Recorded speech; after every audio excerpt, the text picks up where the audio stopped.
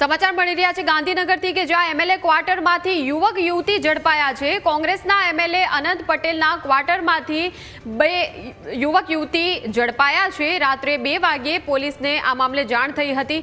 તરત જ પોલીસે તપાસ હાથ ધરી છે।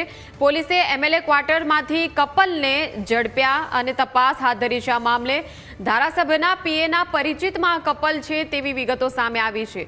પીએના કહેવાથી ધારાસભ્યના મકાનમાં આ કપલ રોકાયું હતું। પોલીસે યુવક અને યુવતીના પરિવારને બોલાવી પણ આ મામલે તપાસ કરી છે। ત્યારે આગામી સમયમાં યુવક અને યુવતીની સગાઈ થવાની હોવાનું પરિવારે જણાવ્યું।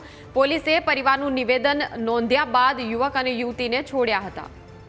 સંવાદદાતા મલ્હાર ફોનલાઈન પર જોડાઈ ગયા છે। મલ્હાર, એમએલએ ક્વાર્ટર્સમાંથી યુવક યુવતી ઝડપાયા હોવાની વિગતો જે મળી રહી છે, શું વિગતો છે? આ યુવક યુવતીની કેવા પ્રકારે ઓળખ થઈ, ક્યાંના છે અને તપાસ શું થઈ છે પોલીસમાં?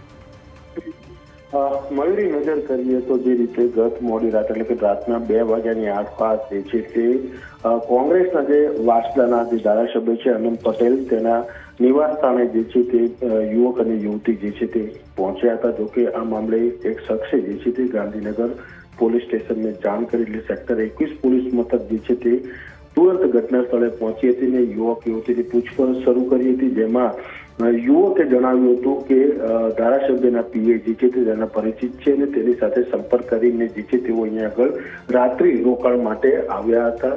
જોકે આ મામલે પોલીસે જે છે તે ધારાસભ્યના પીએનો પણ સંપર્ક સાધવાનો પ્રયાસ કર્યો હતો। ત્યારબાદ યુવક અને યુવતીના માતા પિતાને પણ ગાંધીનગર પોલીસ સ્ટેશન બોલાવવામાં આવ્યા હતા, જ્યાં આગળ તેમની પૂછપરછ કરી હતી, નિવેદન લેવામાં આવ્યા હતા।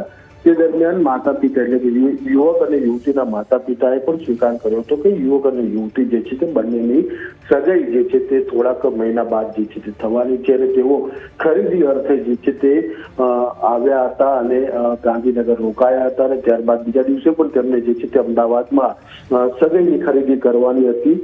જોકે પોલીસે આ તમામ મામલે અત્યારે નિવેદન નોંધ્યું છે અને તમામને મુક્ત કર્યા છે। આભાર મલ્હાર સમગ્ર માહિતી આપવા બદલ।